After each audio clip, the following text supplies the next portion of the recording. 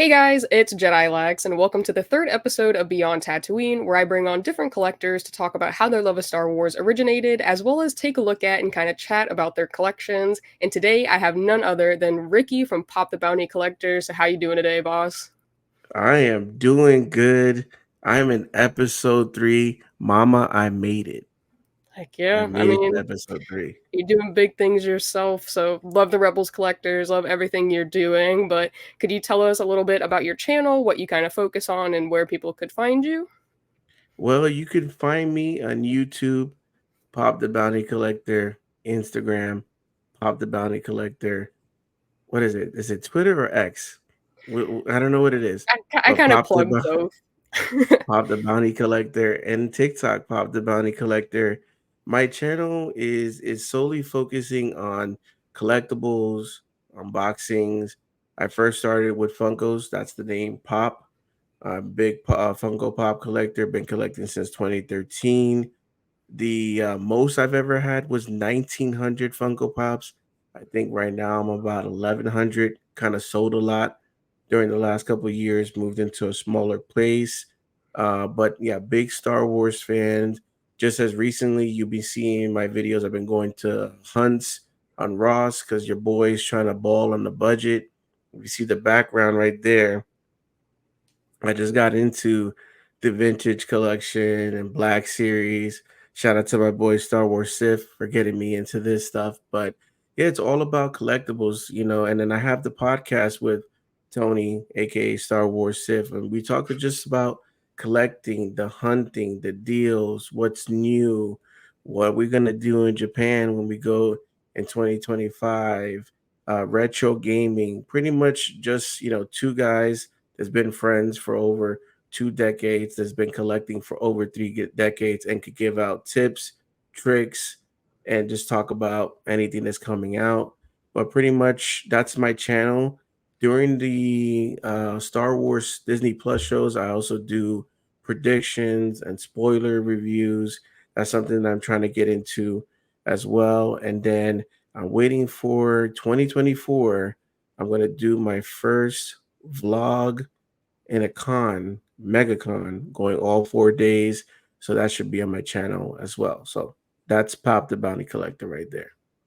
Got some exciting stuff. Yeah, I'm definitely hoping I can hit MegaCon this year and kind of hang out with you and Tony and whoever else might be there. But I'm excited to kind of see your Oh, convention I recap. can't And I know wait. you're seeing Hayden, so you're gonna see my man Anakin. So jealous. He sold out already, right? He's Yeah, done.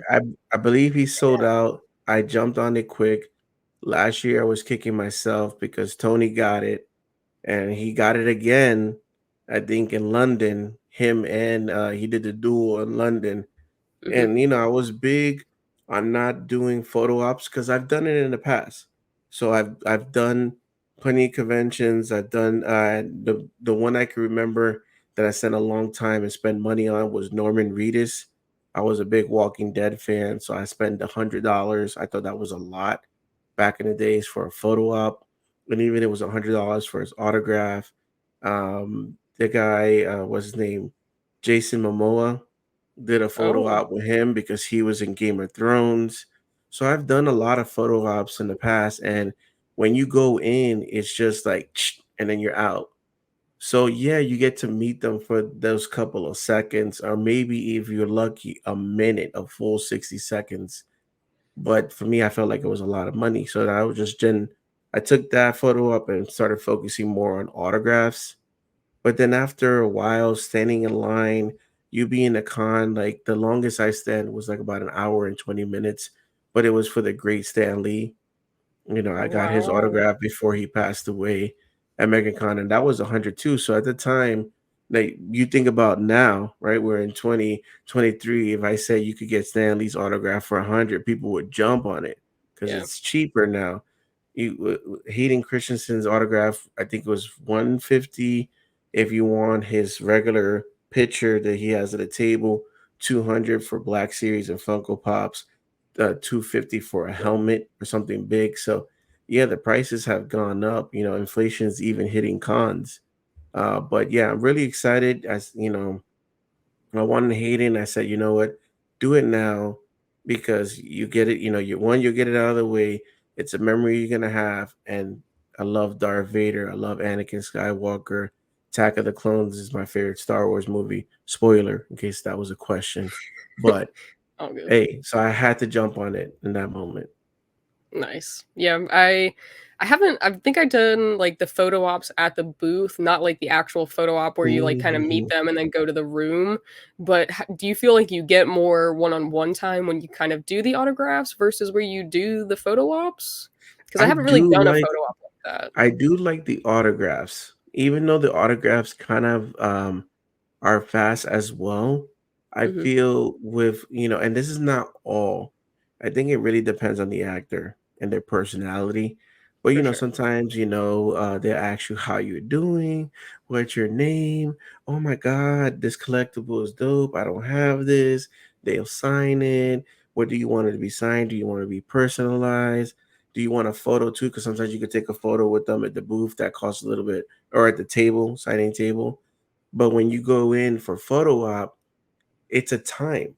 So they have a time frame because these actors jump from signing at the tables to going into a panel, right? Because they got to do a panel. Yeah. Then they got their break time. And then they also got to jump into the photo booth. So it's like real quick. So I feel like the photo you get the picture, yeah, for life, and hopefully you're looking A1 when they flash in that, because I have some photos that I don't look the best, and I'm like, Oh dang it, I no. paid over $100 for this. But one of my greatest experience that I had was actually with Ray Parks from Darth Maul. So Hmm. I think it was 2016 MegaCon. He asked me how I was doing and how did I enjoy the con. And I asked him, oh, I tell him, I'm having fun. I get to meet someone like you, someone that I've been looking up to since 1999, Darth Maul. And he's just telling me stories about going to different cons and how he likes Orlando. And Orlando has good bars. And I'm like, wow, I'm talking to Ray Parks. I'm talking to Darth Maul. I was like, what, 17 years old? And I'm talking to Darth Maul right now. So that's why I think the table is a great experience. Also, I'm big into Dragon Ball. So Chris Sabat, he does the voice of uh, Vegeta. So he actually signed my autograph, asked how I was doing, and then he's like, "You want a photo together?" And I was like, and I didn't pay for it. And he's like, "Yeah, you know what? Let's take Sheesh. a photo together." Grabbed my phone, took about a whole bunch, like 3 selfies with funny faces, gave him my phone, and said, "You have a good one. Take care." I was like, "Yo." Dang. That's crazy. Yeah, right? And that's Vegeta, and that's my favorite. I grew up watching Dragon Ball. His voice in high school, eating cereal after school, watching it, and just that interaction. So I feel like the autos are a little bit better when it comes to autograph. And then I heard stories from Tony when he went to ICC this past year, how people was just, Ian McDermott's just there. You could talk to him, the tables. So I feel like table autographs a little bit much better interaction, but the photo, it's pretty cool to have it on your wall and framed too. So if you're rich, you could do both, maybe. Okay. Yeah. Yeah.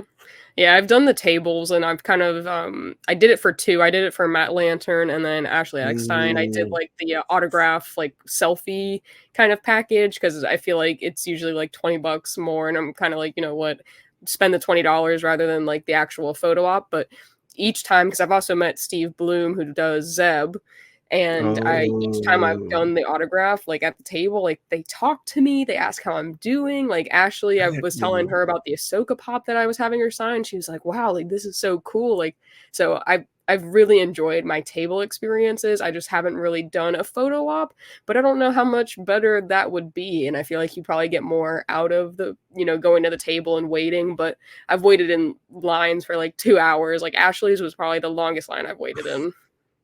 That's so that's the thing. It's like a pro and a con, Yeah, right? for sure. You get the photo op. It's a photo you're always gonna have. You can get it digitally. You don't have to wait that long in line because everything is scheduled. Like your photo op Mhm. is 11. You go in 11, boom, you're done. Versus standing in the line. Sometimes like for Stan Lee, the reason why it took so long, there was photo ops for Stan Lee. So we would stand in the line, he would autograph for a little bit, but then he had to go do Ah, photo ops. So we're still standing in line. And then everybody clapped for him when he came back. So that's the thing. It's kind of like, what do you want? And then with Stan Lee, his taker or whatever was a caretaker that at the table, he was like, yep, "Oh, Stanley doesn't shake hands," and he extended his hand to me, and I thanked him really? for everything that he created. That was my childhood, so that's again an experience you have. But in the Mhm. photo op, Stanley was just sitting in a position like this. You come in, you're out. So there was really no kind of interaction there. So Gotcha. Yeah, I was like, when I was waiting in the line, I mean, I've definitely gotten lucky the past few times that I've done it because I've, met some cool people while I'm standing in line that make the time go fast, but you keep looking at your watch and I'm like, dude, like, what is taking so long? Like, just sign it and move on. But then I got up there and she was like having a full blown conversation with me, like asking me how I got into Star Wars, like why I like Ahsoka. And like, I got to tell her, I was like, you basically were like my role model. Like, I looked up to you and your wow, progression and like, we had this whole conversation. She took a bunch of selfies on my phone, different angles, and I was like, you know what? I get why that was a 2 hour wait because she was doing that for every person. And I know that not every voice actor and actor are like that, but it mm-mm. was a really great experience and it kind of made it made sense to me when I got out there. But while I was waiting, I was so impatient. I was like, dude, what is taking so long? Like, let's just go. Come on, sign it and move on. Let's go, let's go, let's go. And I got Yeah, up there and she was it was you like were a probably thinking like freaking resellers out there like getting the autograph. Stop getting five things autographed. Get one dude. thing and let's go. And they're intense too. Like they'll have a sticky note you need to sign right here. This is what I need you to Yeah. like they're intense, man. I got stuck behind one guy that did that for Steve Bloom and I was like, "Yo, like you're intense, dude. Like this is insane." He goes, "Yeah, I'm just going to resell it anyways." And I was like, "Dude, like why? Like just let me go in front of you. Like I'm going to keep mine. Like I love Rebels. Like this is my thing. So it's definitely a hit or miss. You definitely get lucky in some, but even when I went to Spookalo, that was like when I got Ezra and Hera's signature, like Mhm. not even a 10-minute wait. There was no one in line. Ooh, I went on like a wow. Sunday. I got there early, went right to the booth. No one was there. They like just talked to me. And I was like, Y- yo, so it's definitely a hit or miss depending on the con that you go to, but I'm sure MegaCon is going to be absolutely insane all 4 days. So, Oh, it's gonna be crazy. I usually go Thursday and Fridays because I'm a big merch. I like artist alley. So I like yeah. getting a lot of custom work, pieces like stuff that you're not gonna always see, like this right here. Yeah, that's fire. That's from MegaCon, and this piece right over here. It's kind of hard to see, but they're from MegaCon. So those are a couple of things that I like to get at MegaCon. But yeah, if you could find a voice actor that shows up on Thursday and Friday, that'll be like the perfect time to interact with them. Saturday and Sunday, good luck. It's gonna be Mhm. crazy. I'm hoping I'll be able to hit like the weekends. I know I'm not gonna be able to do Thursday and Friday, but I'm hoping I'll get there. But we'll see. Fingers crossed. But yeah, that Whoa, we need Captain you. Rex We is need you at fire. MegaCon. I'm fingers crossed, please. But we'll see. We'll see. I'll keep you guys updated. It's a con that I would really love to go to, but we'll see. But I guess let's talk more about you and kind of like Ooh. how your love of Star Wars originated. Who kind of introduced you to Star Wars?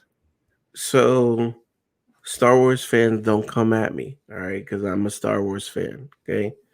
But back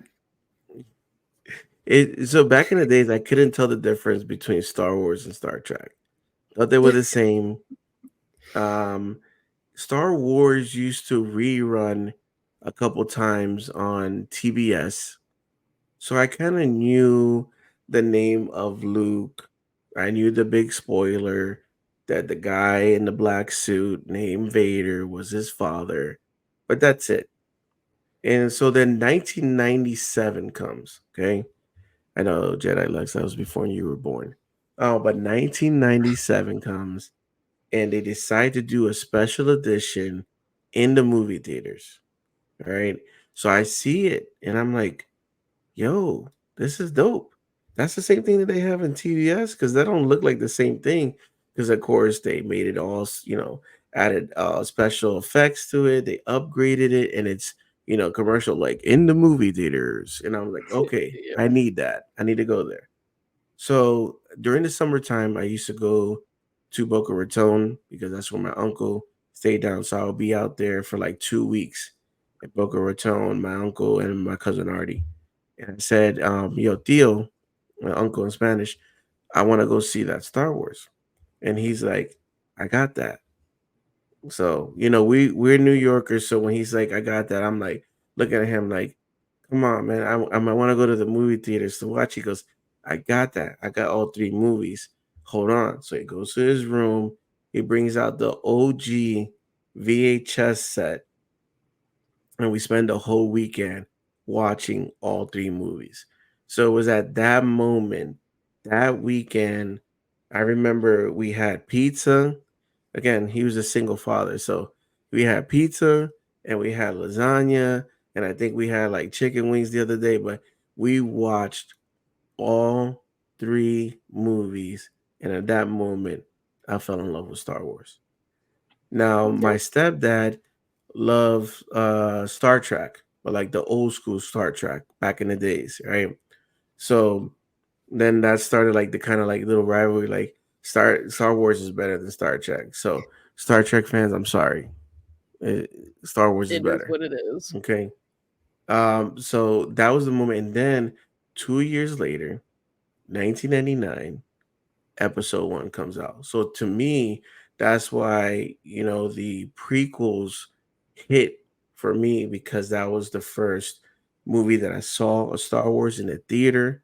I was 17, so I wasn't a young kid, but I was still a kid in that moment. I remember going crazy because now as a kid that had a job and all his paycheck went to Star Wars Episode One collectibles. And I saw Star Wars Episode One with no exaggeration, a little bit over 40 times in the movie theaters. And the reason why, I worked in the movie theaters. So I got hired 2 weeks before Star Wars Episode One. The Mummy debuted, I think 2 weeks or a month before Episode One. So I remember getting hired, trained. We had like the popcorn bags that said the Mummy. They were teaching us how to do nachos and stuff. They were hiring like crazy because Episode One was gonna be big, and it was big.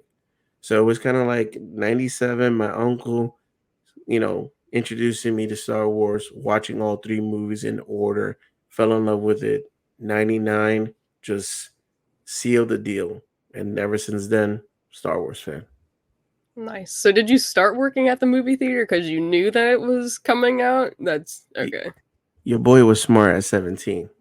Yeah. So I had a friend that worked at the movie theaters before me. So Mhm. there were movies that always come out, and it was Wednesday. So when the movie came out Friday, right? So this is different now because back then a movie came out midnight release. So when Yep. it's midnight release, it was midnight like Thursday night, Friday, but it was midnight release. And there was no assigned seats. You can't go in and click where you want to see in your little corner. You had to line up. You had to purchase a ticket. You had to stand in. So, if it was a big movie theater, you could stand in the stanchions at the door until it's midnight release. But for Star Wars, they made us, it's Disney Springs now, but it was called Downtown Disney. There's Mhm. a restaurant called Bongos, and they put the stanchion at the side of the building of Bongos with a paper that said Star Wars Episode One, and you lined up there. Wow. So I knew that they got to see the movies every Wednesday. It was like employee night, preview night. So any movie that came out. So me having that prior knowledge, I knew, let me leave McDonald's, which was my current job, and go work at AMC theaters so I could watch Star Wars for free before everybody. So at the same time, I was going to high school, 17 a senior. So I watched Star Wars Episode One on that Wednesday before everybody else, and went to school Wow. and said, "Yo, I saw Star Wars Episode One." But there wasn't that many Star Wars fans in high school. Everybody was into rocking, baggy jeans, polos, listening to hip hop and sneakers. I was into that too, but I also was a Star Wars kid. That's crazy. Yeah, that was a big brain move of 17-year-old Ricky. That's crazy. Big brain move. And then, so then when they asked, I first got hired for concession. And then here's another big brain move. If you go ahead and say, yo, I want to be an usher, nobody wants to clean the theaters. But low key, the managers don't know what you're doing. If you go in the movie theaters, you think you're cleaning or changing the trash. I was in there watching Star Wars Episode One, so I probably, could probably say almost all the lines of the movie. Yes, Jar Jar is a little bit annoying, but I love the Gungans, especially Boss Nass is hilarious. So episode one, I like I said, 40 times with no exaggeration, went into the movie theaters. Even sometimes when my shift was over, I would just take off my shirt because you don't want to show that you're an employee there and just go in and sit down. It was fine. And then, back in the days, where did you take your dates? To the The movies. movies. Your boy works at the movies.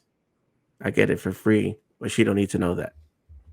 Nice. Yeah, that I'm definitely so jealous. Like I feel like getting to see the prequels in theaters would have been insane. Like that's definitely an experience I would have loved to have cuz I was born 2001, so most of them, the original episode 1 was already out and I was definitely way too young when the other 2 and 3 came out, but I feel like getting if I was able to go back in time, I would go back in time right now to go see those in theaters. I feel like that'd be a surreal experience.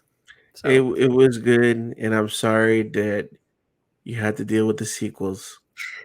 But yeah. that's the only part of this episode that we're gonna talk about sequels. No more. Boom, done.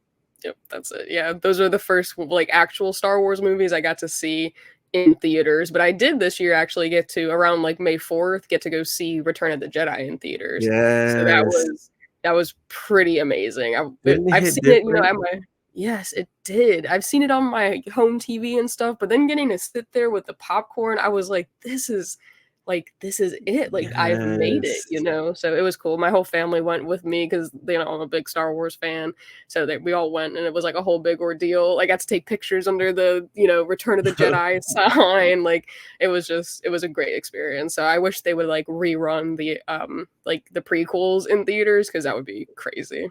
There's got to be some, some state that probably runs, small movie theaters. Maybe it could be like one of those, was it drive-in movies that every May 4th they should just show the OG trilogy and prequels in the theater. Now, my girlfriend was like, why are we gonna spend money going to the movie theaters? We could just watch it at home, eating breakfast. Because I think I got like the 11 a.m. ticket because I wanted to watch it on May 4th. So we went and she had a good time. She watched the movie and she's like, yeah, I can see like it's a different. And then and on top of that, we were there with other Star Wars fans and they Yep. brought their lightsabers. So it kind of brought me back to when I watched the prequels. It was a madhouse because midnight release, people will not know what midnight release is because they don't do that anymore. Now they have like Wednesday early at 5 in the evening. I'm like, come on, like staying all the way up to midnight. You see people with lightsabers fighting in the aisles or that go near to the screen. When you see the lights shut off and you see the whole long time ago in a galaxy far, far away and everybody's Oh, raising their lightsabers up and they turn on. Like those are memories that I'm always gonna have. But those are things that can continue if they just put the old movies. Fans will show up. Trust me. for sure. No, on May 4th, people they had the helmets. There was a few guys from the 501st. They were in their full costumes. Like they were there. Ooh. People had their lightsabers, the helmets. Like I mean, I just was wearing my little like Darth Vader like baseball jersey and stuff. I was like, "Oh, that's, that's enough." But people had their lightsabers, their helmets, like they full costume. They went all out. So it was definitely a pretty cool experience getting to see that and, be in the moment of an actual Star Wars movie in theaters. So that's That's not the awesome. sequels. That is But awesome. Is there anything in particular that kind of made you fall in love with Star Wars, or just the whole idea of it and getting to see the movies was kind of it? The the story. We always know about the story about Luke, and trying to get out, do something different, the adventure part, finding out the whole bomb that this is my dad. Now it's like, wait, that's his father. What happened? And imagine like knowing that, but not knowing the prequels first. So like you're like, what the heck? He was a Jedi? Like it just brings you the whole story. So it's not necessarily just about fighting with lightsabers, because that's what everybody thinks. Oh, it's because they're fighting with lightsabers. How many times in the movie's like almost 3 hours long. How many minutes did they actually pull out the lightsaber and fought? Less Not than that many. 20? Yeah, Yeah. exactly. It's a story. So the whole story about Star Wars, and I just love the simple fact that every character has a backstory, and the way they do like Tales from the Jedi, Rebels, Clone Wars, the animated series, like they tie all those things together, and it's crazy. So if you just watch the movies and you were like me back in 2017, Tony's going to point this out. He was telling me to watch Clone Wars and Rebels, and I said, no, I don't watch cartoons. I only watch the movies. You're missing out on a lot Really? of stuff because they explain so much stuff. So that's Yeah. what that I feel like Rebels, Bad Batch, Tales, and Clone Wars made me love Star Wars to a different level. If you just watch the movies, they're amazing. It's a great story. Luke, Anakin, Leia, Padme, but watching their whole backstory and people involved and how things turned out and why just makes you love it even more. Yeah. So speaking of the animated, do you have a favorite show? Or are you kind of torn between Clone Wars and Rebels? That seems to be the trend. No, so don't get me wrong, Clone Wars is good. Okay. Yeah. 7 seasons. I would say out of the seven, 3.5 are good to me, my opinion. There's a lot of filler, a lot of stories. I love C3PO and R2D2, but I don't need an episode with them. They're like side characters. But Rebels is my number one. Always number one. You see the Rebels back there. I don't have it any shelf yet, but I begged you when you did the mural. I need that mural. Rebels again. Tony put me on, but I watched Rebels all seasons. There for me, Rebels hit. So it would be Rebels, then Clone Wars, then obviously Bad Batch. Well, maybe Tales before Bad Batch. Yeah, I Tales think just Tales is kind of it's up there. and you know what? Fun fact before jumping on and doing this episode with you, I was introducing Tales to my kids Really? because my daughter is in high school. She's a junior, and her teacher is a big Star Wars fan. So they do competitions, and he would give like extra bonus points if you knew the answer to a Star Wars question.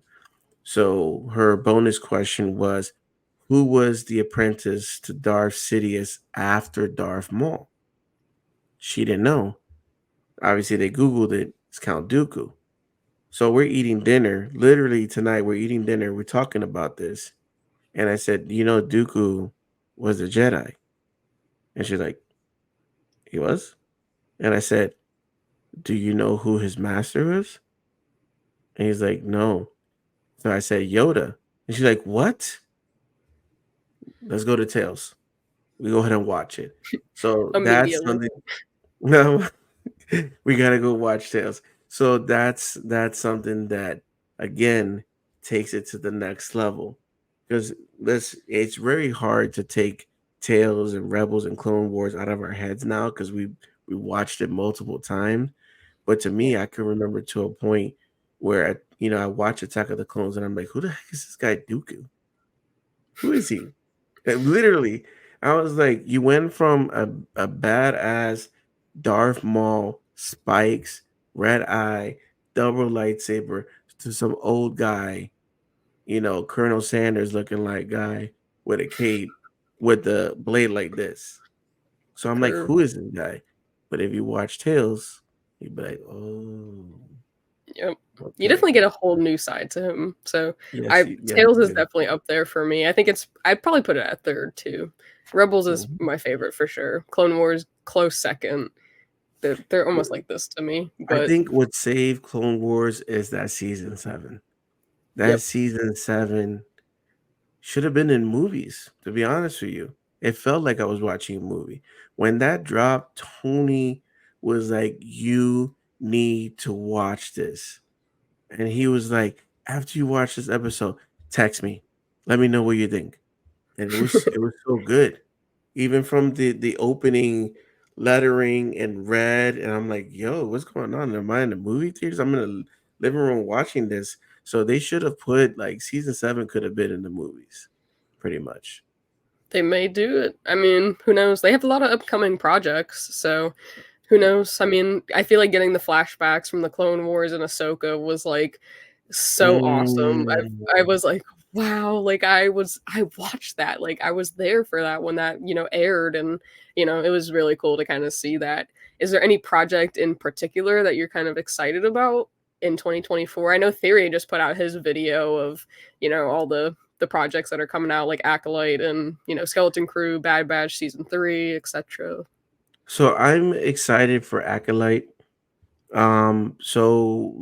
This year, I keep on forgetting that it was this year in the beginning. 2023, I got to go to Star Wars Celebration Euro, which was in London, and they put up this big screen, right? Acolyte. And I was like, okay, what's this about?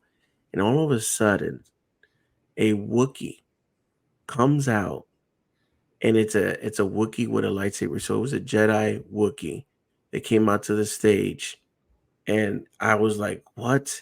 And then they showed a preview, and to see 9 young Jedis just ignite their lightsaber and they're ready to go to fight, I'm like, "Yo, this is what we've been waiting for."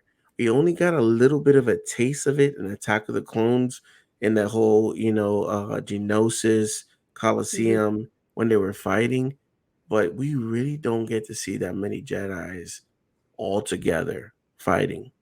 And Yep. for it to be, I'm fine if they go back. I'm okay with backstories if it makes sense and it ties into it. So I'm really excited for that. And then this whole delaying, I feel like the show's already been done. I don't know. Obviously, there's some things behind the scenes, companies and all that stuff that would releases, and then there was the strike and all that stuff. But I'm really excited for that show. And then if Acolytes didn't come out, I'm really excited for Bad Batch, even though it's kind of sad. It's gonna be their last season. The way they left it, you know, is this person Yeah. dead? I'm not gonna spoil it for anybody that hasn't watched it, but I don't know. So the besides Acolyte, definitely Bad Batch would be the second one that I'm waiting for. Nice. Okay. Yeah, there's a lot of good stuff coming out. I feel like 2023 was an absolute banger for Star Wars. Like we got so much good stuff, but I feel like Yeah, 2024, I don't know if it's going to be a close competitor, but it's looking like it's going to be another good year for Star Wars. So, I'm definitely excited for what's to come based off what we've already got, and we got our man Filoni kind of moving through the ranks, and I'm cooking excited to it. see what he's going to do. He's cooking. He is Yeah, cooking. and I know I just heard Tony's favorite show Andor got pushed back. I'm sorry, Tony, bro. I know you were really waiting for Serial season 2 in your cereal, but Yep. no, believe it or not, we watched a little snippet of season 2 of Andor and Really? Star Wars, and when we watched it, we were like, okay, this is what we are expecting. I was expecting Rogue One is an Yeah. amazing movie. So when we heard about Andor, that's what we were expecting. And I get it, spy, espionage, you got to build up a story and all this stuff. But Look at the time frame of Andor, right? How many characters are alive during that time frame that in the Star Wars that we don't even see nobody? Like we could have easily got a glimpse of Vader. And I'm not Yeah. just saying that because I'm a Vader fan, but Vader is there in that timeline. Palpatine is there in that timeline. That would have made the difference in that season one.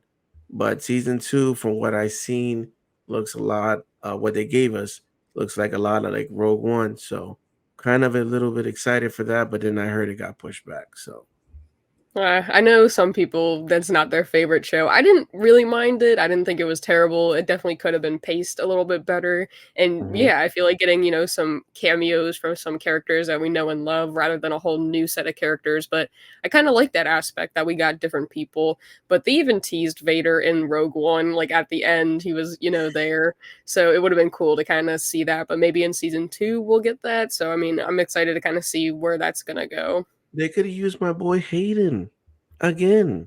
Well, Use he Hayden actually again. he's talking Yeah. about, being open to coming back to new projects. So maybe, in 2024 they're going to put him on and kind of, run it. So, Put him in the tank, like just like they did with Obi-Wan.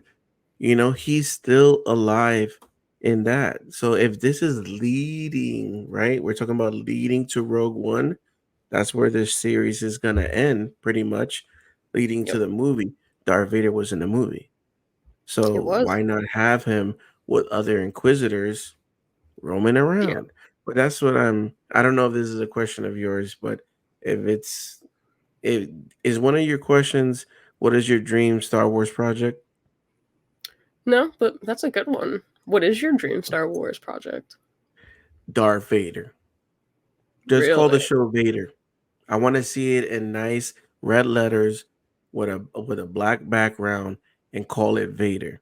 We need to see my man in action. Right now, there's a lot of comics and novels of battles and him with inquisitors and him searching for things. Like that's what we need. We need Vader, badass Vader, going in, chopping people up, doing his thing, and I don't know why we don't have that. And now you have the opportunity. Hayden did an amazing job, even though there's some people that feel kind of iffy about the Obi-Wan show. There's a lot of things they could have cut out. Should have been a movie. Like the original intent was supposed to be a movie. But man, we need Vader. We need a Vader show.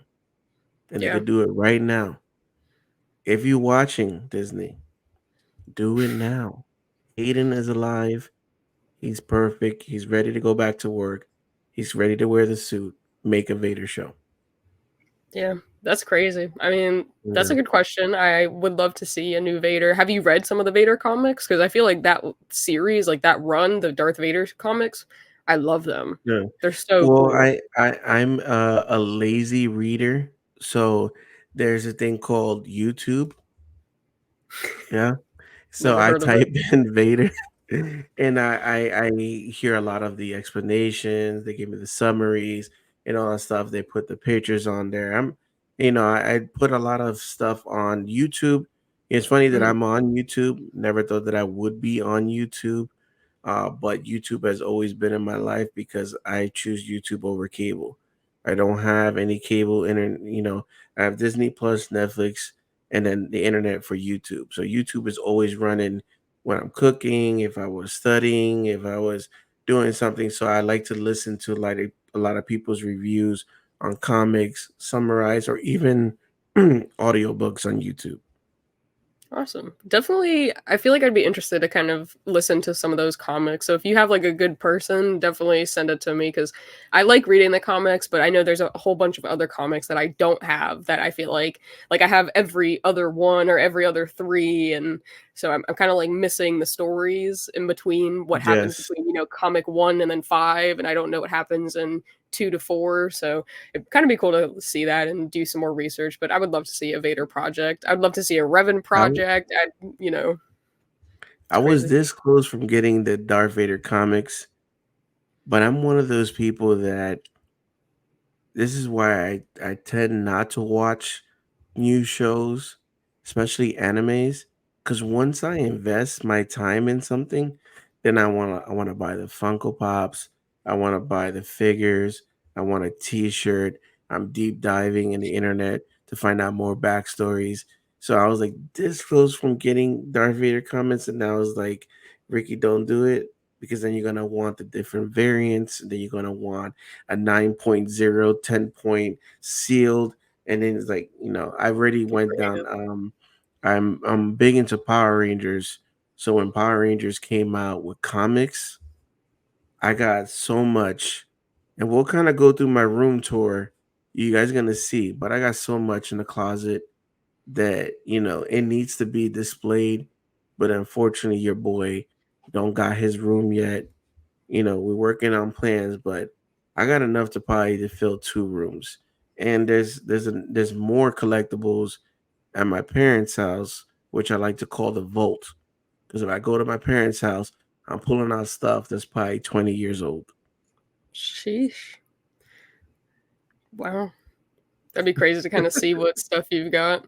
I It- know, like other than Star Wars, you have a lot of bangers. Like just your collection in general. Like not even just you have bangers with Star Wars, but I know that you've got some heavy hitting anime and Power Rangers. So you definitely have some crazy stuff in your collection.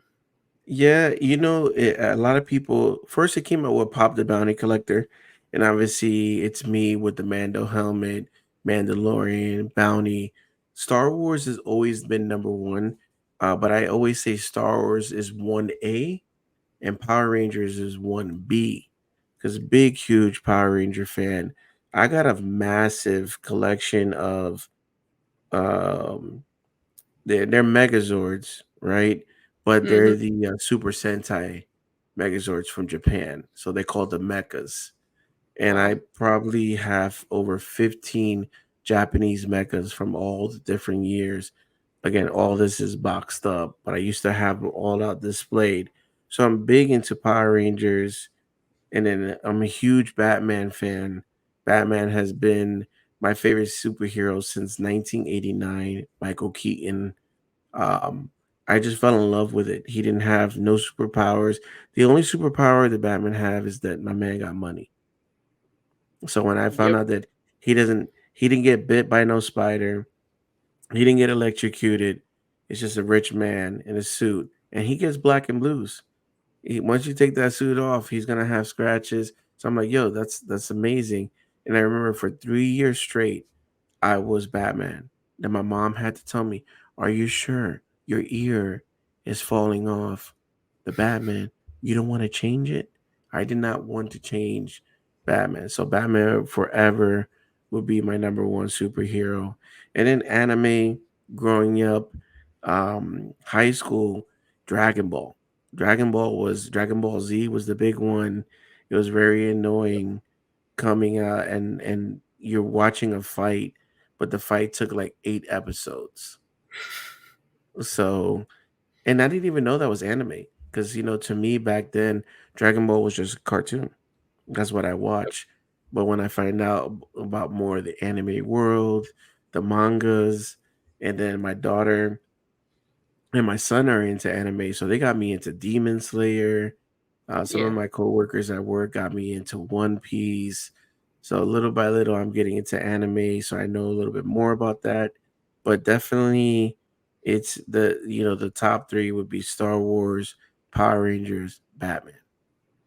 Nice. That's it. Yeah. Yeah, I was one of my buddies that actually got me into collecting Funko Pops a couple of years ago. He's a huge One Piece guy, so he would go out and collect the one. He likes Star Wars too. Don't get me wrong, but he's a huge One Piece dude. So like for his birthday, holidays, I always go pick up a One Piece pop. And I actually found a deluxe pop the other day at Ross for like $8, and I was like, "That's going to you." So it was like Big Mama or something. Yeah. I don't know. Oh, you found Big Mama at a Ross? $8, bro. Yo, that makes me want to Deluxe. go to Ross right now. Because Well, I did not hold see on. that. I seen Dragon Ball. Guys, we're gonna put a pause. Can you put to be continued? Oh, sorry. But I found Dragon Ball pops at Ross, and Yeah. I found sodas. I know you're Really? big into soda, but I found, you know, I found a Marty McFly, and I was like, you know what, nostalgia. It's Back to the Future. The chase is pretty fire.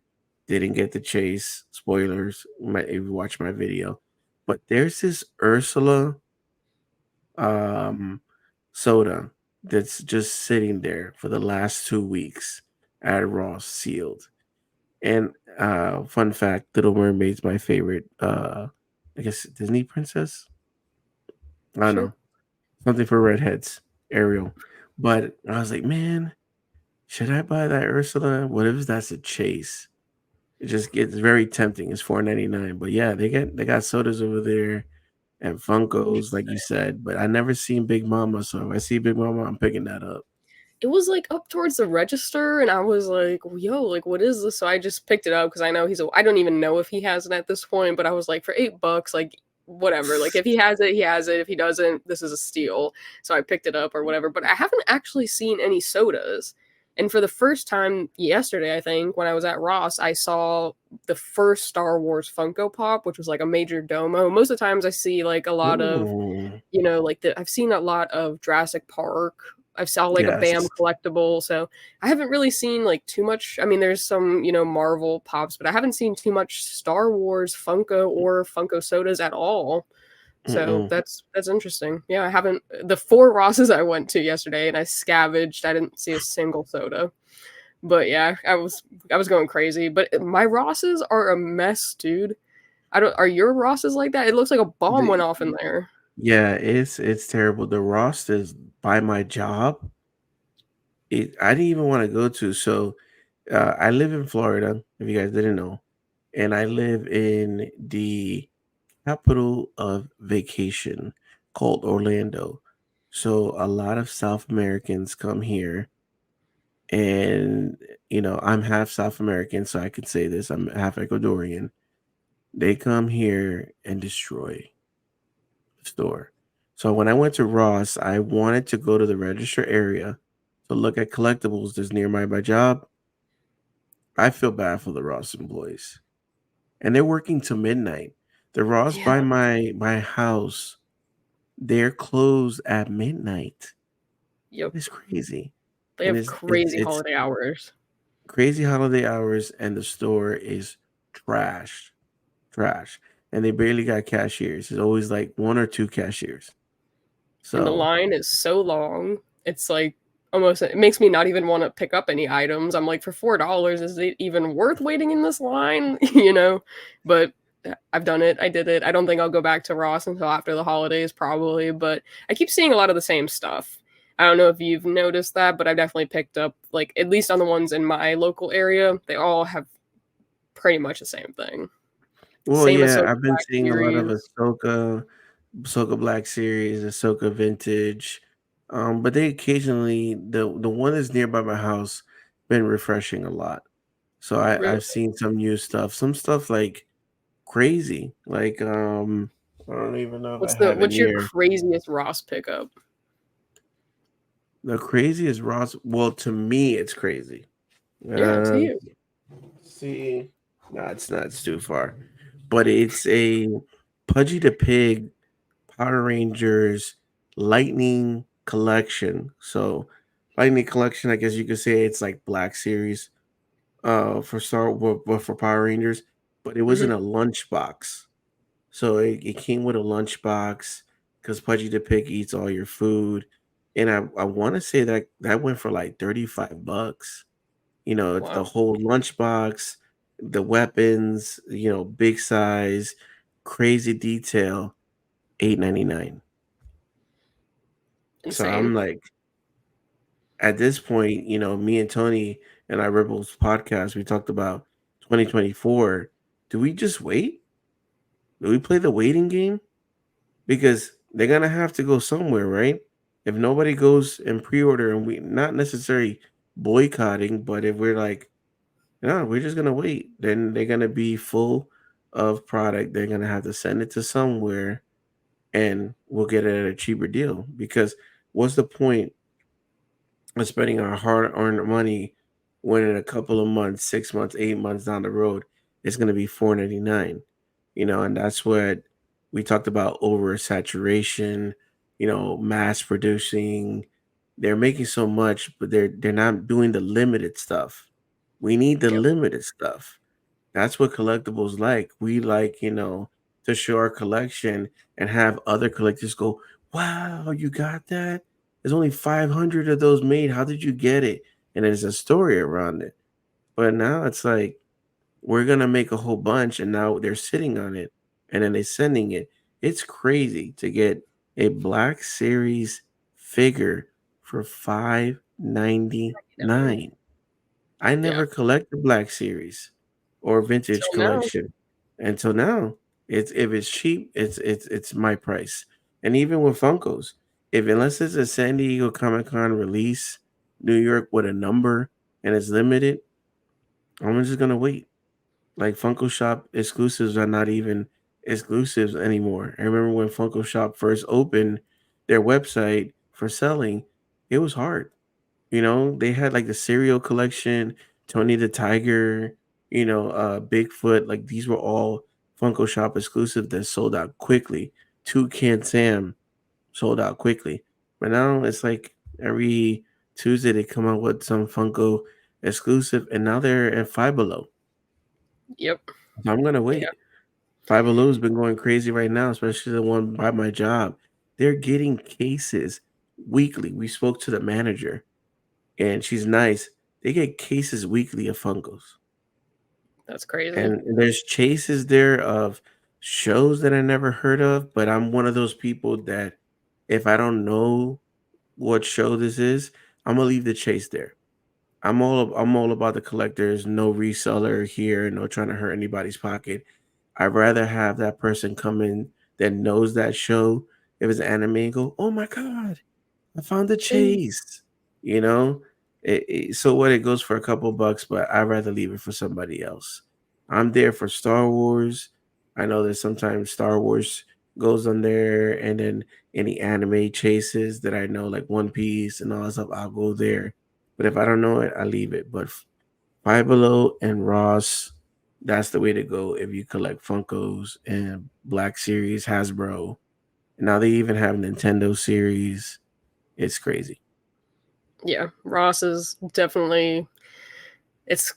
I don't know if it's going to change the game or if it's just the holiday season, as you guys kind of mentioned. I mean, it'll kind of be interesting to see. But we even talked about it on the podcast that, the exclusives, like the Target exclusives, they're not just Target exclusives anymore. Other places are Mhm. getting them, Funko's getting them, and they're just mass producing like these crazy amounts of numbers. And it just isn't the thrill of making it a collectible and going on the hunt is just not what it was initially. So it's definitely tough, but not much I feel like a single person or even just a few of us could change. But, I feel like it's taking away that collectible aspect of, certain items, especially Funko Pops, which, Exactly. Especially Funkos. Funkos used to be like, lineups. People used to line up at box lunch. People line yep, up at Hot Topics. Now it's like, so what? Hot Topic sold out of the Emperor in the chair. Guess what? They got restocked. It's not even. Now it's just sitting there. I literally could go to my Hot Topic and I still just see it just sitting there. And it's it like, was on sale wow. too, not too long ago for like Yeah. $6 or something. And I was like, Yeah. dude, like, Somebody come picked it up on. on Like, sale. I forgot who posted that, but yeah, yeah. Where's the Hot Topic? So I don't know. I think Funko is doing too much. They need to scale back. It's not come out with too much stuff and make it like a Star Wars drop either twice a year. May 4th and do something towards near the winter time, Christmas time, and then a summer convention. So you could do three drops. May 4th, San Diego Comic Con, New York Comic Con, done. But it's like every week there's something like I don't even know I used to be a completionist when it came to Star Wars. Like I have every single Rogue One pop. I have oh, every single this is it's because they got me. The sequels got me, but The Force Awaken, I got all the pops. And then it going to Mando season one, got all the pops. Then you got Book of Boba. Then you had Obi-Wan. Then you had the other season of Mando. Now you have Ahsoka. Then you have now they're coming out with Rebels all of a sudden. Rebels Yeah, was the done, Rebels and is now all of a sudden, yeah, now they want to come out with more Rebels. It's like it's getting to be too much that now I'm just kind of like very selective. Rebels, I'm always gonna try to complete because that's the one that I love the show. So whatever Rebel pops they come out with, even it's Sabine with the funny spray, that I don't want to say in your show what it looks like, but you could come to I know Rebel what you Podcast, like. we talk about it. But yeah, whatever it is, Rebels I'm going to complete, but I'm not done with Obi-Wan. I'm just being very selective with Obi-Wan. And I know I lie. I do got Sabine, the Amazon exclusive from Ahsoka show. That was because of content. I wanted to have it for my channel. But besides that, I have no Ahsoka pops. I'm Really? waiting for, yeah, I'm waiting for them to hit Five Below. I'm waiting for that deal. I'm not gonna try to get the set unless it's a cheaper price. Yeah. I mean, I got the first wave, and then like shortly after they hit us with the second wave. And then like a part B of the second wave, and I was like, yo, like this is crazy. And not only am I kind of running out of space, but I'm noticing the trends. So I have to kind of become selective. Mhm. The most of the Mando season 3 wave that's come out, I don't have a single pop from that yet, and I probably won't. I mean, if I do see, Grogu in the his little carrier, I forget what it's called. I might pick that one up if I see it in person, but I'm not like going out to try to hunt and try to get those because they're just mass producing. So I don't Mhm. know. It's become tough, being a collector in this day and age. It's definitely tough. And I mean, I love the guy. I got him back here. Love Grogu. I can't show you, but I got Grogu tatted on my leg for life. I love Grogu. But man, Funko, you making me hate the guy. Because it's too much. Too much Funko Pops of Grogu. At the Definitely, scale of yeah. that. I can. And then I mean, the one that they just did with the Anzelian droid, I thought that It's one was pretty pretty dope. cool. That was Because, a like, good one. there's one with him holding a ball, there's one with him on this, and there's so many Grogu pops. So I Mm. definitely was complaining about the oversaturation of the same character. We're now getting two Bo Katan exclusives. How many Bo Katans did we already get in that first announcement? We've already gotten Bo Katan with two blasters. We've already gotten Bo Katan with a shield in the same hand. It's like just give us new characters, give us new poses, give us new stuff rather than this, or just stop altogether and limit what we have. So Exactly. they're definitely Exactly. doing too much. But so you mentioned Attack of the Clones is your favorite movie. Is there a reason why? I think it's So, a great okay. Attack of the Clones gets a bad rap because some people say Hayden Christensen acting was pretty bad in that movie. I don't think so. And then the other negative part is because the whole love and marriage and all that stuff. But if you really sit back and look at Attack of the Clones, right? So a couple things. It's the first movie you get to see Yoda use a lightsaber. That's amazing. Okay. movie. Yep. And you get to see Jango Fett, Boba Fett's father. You get to see a young Boba. You get to see an amazing fight between Jango Fett and Obi-Wan in Camino. You get to see clone troopers, gunships. You get to see massive of Jedi's fighting. We got to see Mace Windu finally fight, cut the head off of Jango. You get to see that the Death Star was made by the Geonosians. So you see the plans of the Death Star. There's so many things that happen in that movie. The fight scene between Anakin and Dooku, how Anakin ended up losing his hand, right? So a Yep. lot of things happen in that movie that I feel that it gets a bad rep. Yes, and then you also get to see how Anakin feelings in turn. They warned you in episode 1 that they didn't want him to become the Jedi. He already has all these feelings. My man goes in and destroys a community of Tusken Raiders. Yeah. He kills them. Even he says the children. At that moment, Padme should have been like, "Okay, I am scared of you, and I don't want nothing to do with you." But she still continues, and they have a secret marriage. So it to me, I feel like that movie is, yes, Revenge of the Sith is amazing. Empire Strikes Back, hands down, would be the best, sequel movie, because back in the days, how can the second movie top the first one? So the bad guys win Empire Strike Back. So for the OT, I get it. But for me, Attack of the Clones is that like peanut butter and jelly that you see what ends up happening in that moment. But yeah, I love Attack of the Clones. I could watch that movie anytime. I love. I said this in my Rebel podcast, but I love young Boba Fett. You know, and he's saying that Tangui's here.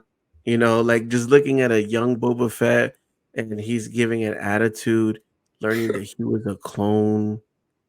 Even in the diner, finding the Camino dart, learning that the planet was or the solar system, whatever, was taking out. So many things happen in that movie. Even the beginning scene, or not the beginning scene, but the beginning part of the movie, where Anakin just jumps off of the little ship that they were in, and Obi-Wan's like, "Not again," right? Yeah. It's just crazy, that whole movie. So to me, I feel like episode 2 is the best, but you can't go wrong with Revenge of the Sith. You can't go wrong with Empire Strike Back. You can't even go wrong with the Phantom Menace. I know a lot of people be like, really? Yeah, Jar Jar the Gungans. I get it. But that's the funny part, man. I think if you're not laughing at Jar Jar and the Gungans, then what are you doing? Get a sense Yeah. of humor. Patrick is a big hater of Jar Jar, but I feel like growing up, and like even to this day, I love Jar Jar. And like I was so little and stuff, so I came up, it's like embarrassing, but I came up with a nickname for him, and I called him Jar Jar Bing Bangs. For whatever reason. I just loved him, so I never understood, what the bad rep was about, but I definitely know a lot of people don't like him, but I think yeah, episode 3 is definitely my favorite movie, but I enjoyed 1, 2, and 3. I could watch them every day. I feel like Hayden Christensen was an amazing actor in the second and the third episode.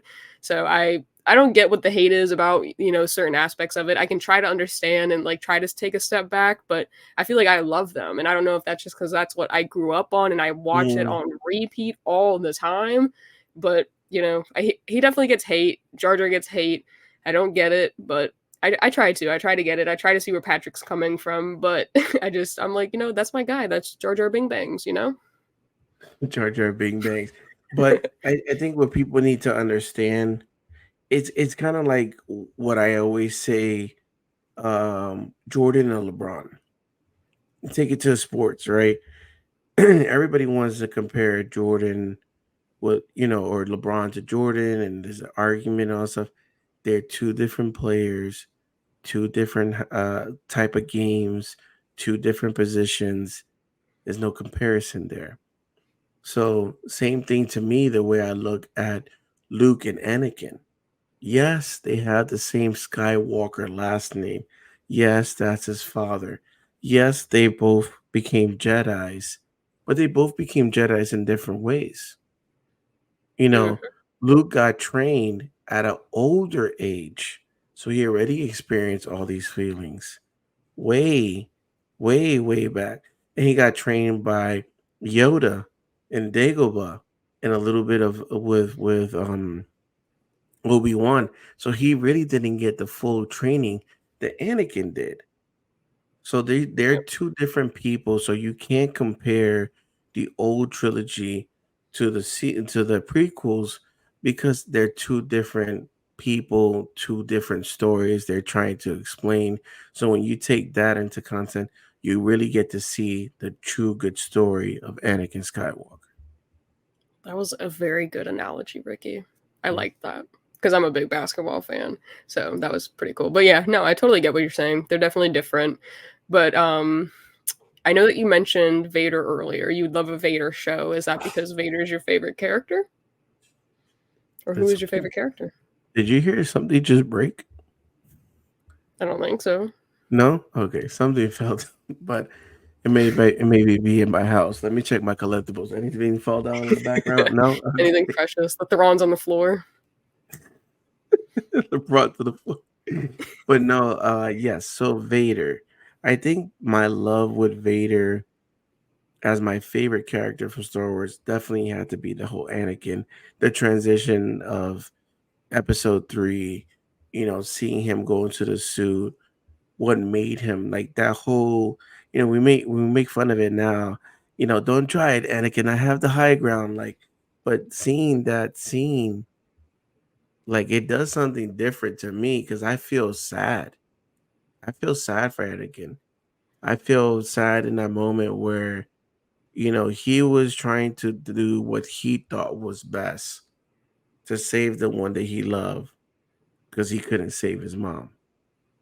So he has that burden on him that, damn, I'm over here becoming a Jedi, living my best life, living in a perfect place, and I totally forgot about my mom because he could have.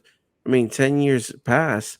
You gonna tell me in those 10 years you could have took a moment and go see your mom and see what's up? So Yeah. he's doing all these things.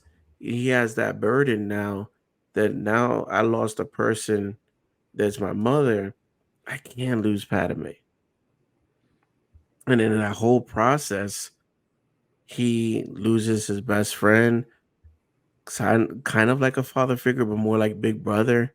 He now fighting and hating him. And he once he cut Mace Windu's arms off, it's like the decision was made in that moment where you were going and you went left. And in that moment where now he's burning, he's screaming, I hate you. It's like he knew in that moment I made the wrong decision.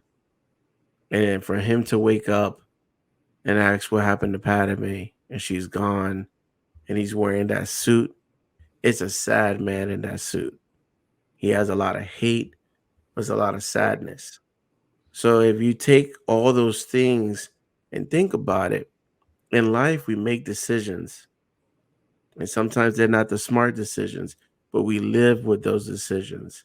So sometimes all of us could be wearing a suit right now. We're in the Darth Vader suit. Nobody knows the real us because we of the decisions that we made. So that's really deep, right? But that's what I see when I see Invader. It's a person that he has no other choice. Yeah, you could be like, man, Vader, you could have been good. You could have took the Emperor down, but in that moment, he just felt like I messed up. He brought me back, pretty much back to life because I could have been dying in Mustafar, and he's all I got now. What else to do? So you feel trapped. So that's what I like about the story of Vader slash Anakin. Always gonna be my favorite character. Don't get me wrong. Mando to me is my second. I just love the story of Din Djarin, sticking to tradition, learning that he has the code, but also looking in the he has a code, a human code.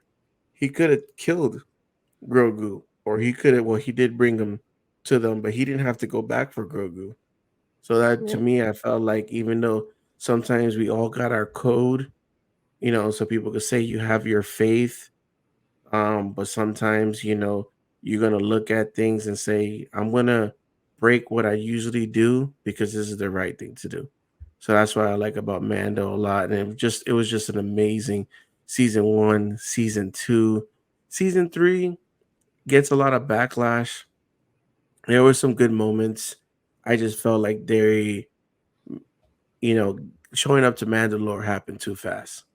Yeah, like I think episode two was like, oh, we're in Mandalore already. I thought there was gonna be a build up, but those are my two Yep. favorite characters, but definitely Darth Vader, hands down, my number one. Okay. No, I get everything that you're saying. I feel like it's hard to watch that ending portion of Revenge of the Sith because I totally feel I feel like I feel all of those emotions. I feel Mhm. for Obi because he's sad, he's losing his like kind of his younger brother as you were saying, and I feel for Anakin cuz he's trying to do what he thinks is best, but he's failing at it, kind of, and then to see him, in the suit at the end, and he's like, "Where's Padme?" and Palpatine's like, "Well, you killed her," and he like Mhm. totally starts breaking everything. His rage, like it's just such a moving end, in my opinion, and I feel like that's why I love Revenge of the Sith. It's such a good scene, but it's so tough, and I feel like it pulls on my heartstrings because I love that saber duel. That's insane. That's Ugh. probably my favorite lightsaber duel of all time. And then it ends in that way, and then with Padme and everything, it's tough, but it's definitely my favorite movie. But we have talked a lot about where your origin story has come from. So now let's take a look at your collection. So you Yeah. sent me a video. No, no judgment, all right? Because don't be No coming for me, judgment. YouTube. There's some dust. There's some This is dust a on my face. judgment free zone. So this is a video you sent me. So you got a lot of basketball pops. Yeah, so big LeBron James fan, for a couple of reasons. So I didn't know too much about LeBron James until he got uh, um, signed by Nike, and I work for Nike.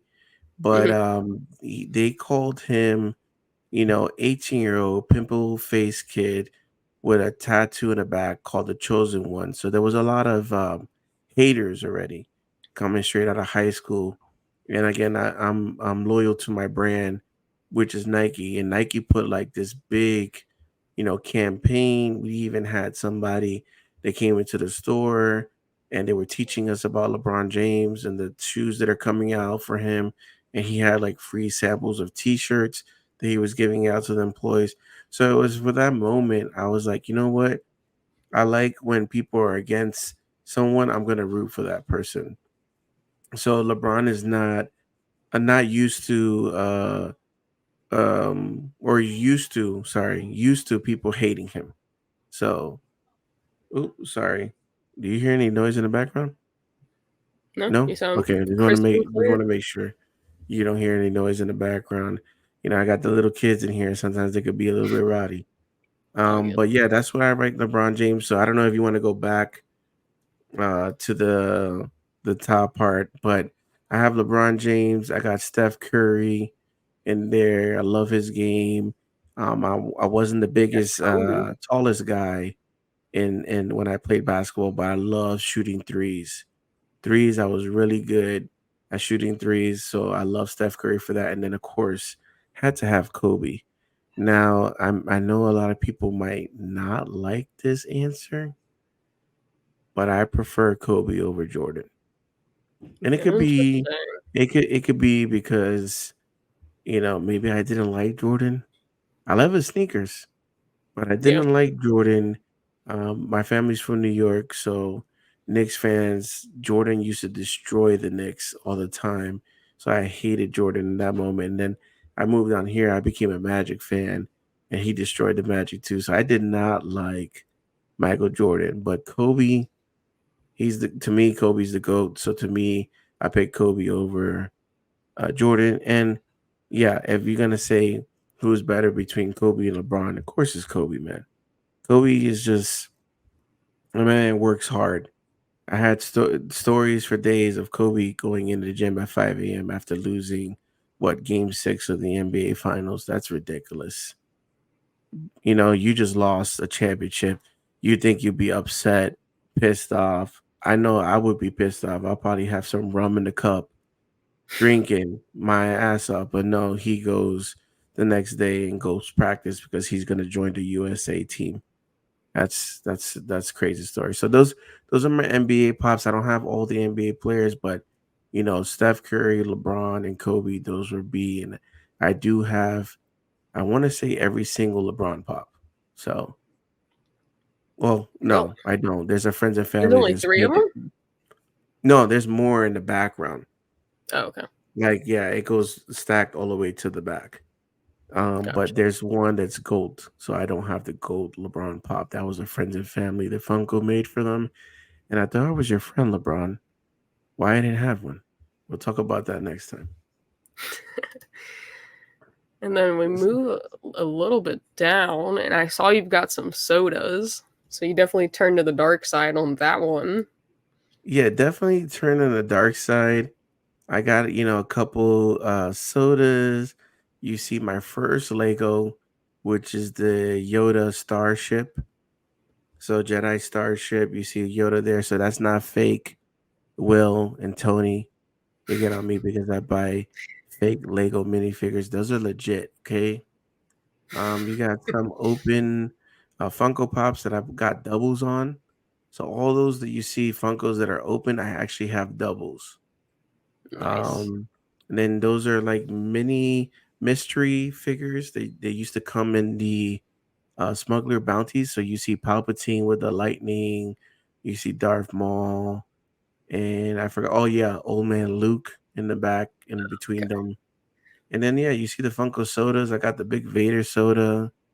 Boba Fett was Boba Fett. What was Boba? Yeah, Boba I think Fett it's was in Star Wars Celebration. yep. And I Tony got the glow in the dark. Of course, he had to open in front of me. He got the glow in the dark. I got the regular. The Dang. C3PO was free in Okay. London, so you just had to play a Funko game and score 500 on the Funko game app. Bring the app and show them your score, and they gave me a soda. So I Sheesh. took I'll it. take a free Yeah, I soda. know. I'll take a free soda. So technically, yeah, that was my second soda, and then I purchased Darth Maul to see if I could get the chase, but I didn't. But it's fine. I'm okay with getting the regular. You got the AT-AT back there. That's not an old vintage toy. So let me just calm everybody down. That's actually a popcorn holder Oh, from Disneyland in California. So we went to Star Wars night and they had that out. So you could put your popcorn in the top of the AT-AT. You got a Grogu that my sister gave to me. So that's pretty dope. I love that Grogu. And you got an Ahsoka pop that yep. I totally forgot that I had left that there. Okay. It's a cool one. That's one of my favorite, like holographic glow in the dark type pops. It's definitely a cool Yeah, one. You got a lot of cool I stuff. totally forgot that I left that there. And until I recorded last night, I was like, oh, okay, that's where I went.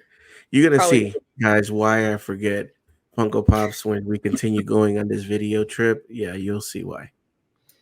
okay. Well, segueing forward, I like those little figures though. Those are really cool. And that soda is huge. The Darth Vader. Yeah, I'm Do you get the Wampa? definitely no. I want the Wampa, and I want to get the translucent Vader too. So here are the fake minifigs. Okay, and I don't go out there saying they're real. I did my Temu video. So Temu gave you 8 minifigs for 8.99. It's not bad at all. And they actually look good. So you'll see Obi-Wan, and that's Anakin. That's a temple guard. Now the ones in the middle are the ones that I think are the dopest. Talking about tails, that is Qui-Gon and young Dooku. I don't think they did they make those legit Lego ones? No, they I don't didn't, think so. right? So guess what? I got them first. Okay. Period. Um, and this is a mixture of it's a mess in the second shelf here. You see a lot of shot glasses. I am not an alcoholic. I just like collecting shot glasses from different countries and states, and people gift them to me. So I got a Jamaican hat there. It was gifted to me. You see Ezra Zero. just chilling there. I didn't know where to put him. I forgot that I put him there. To be honest with you, you see a you see a battle droid. You see actually, if you click on head, you see my first Black Series figure ever, Oh, and my Chop. second. Then the second Black Series figure ever is you have Cody and Chopper there. So, and then Nice. you see a Shaq card that was one of my favorite basketball cards in my collection.